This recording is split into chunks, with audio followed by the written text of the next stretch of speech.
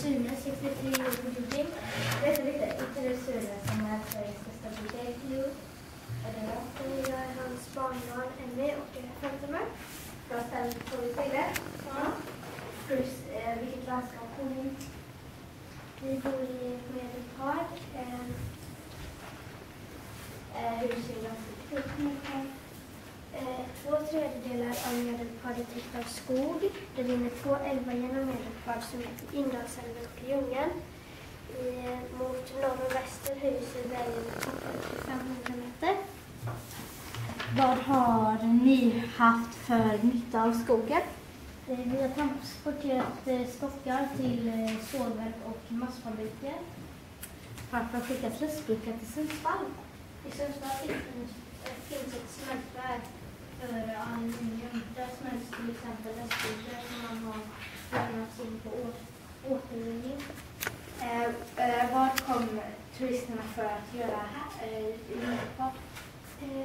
De går för Plataclocken. Plataclocken är på 465 meter söder om Torpshammar.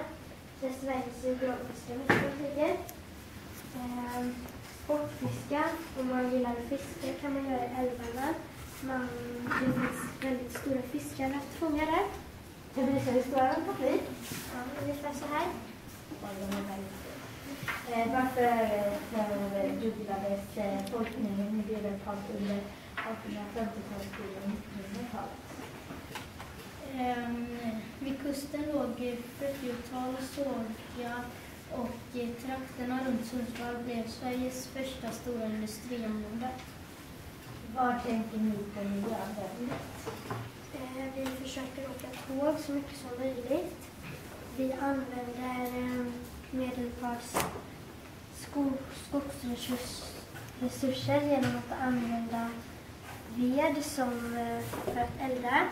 Och vi åker med våran eldrivna limousin om det inte finns tåg. Vilka platser i Medelpad finns det? Det är nog Sundsvall och Timrå. Tack så jag får ställa de här frågorna. Hej då!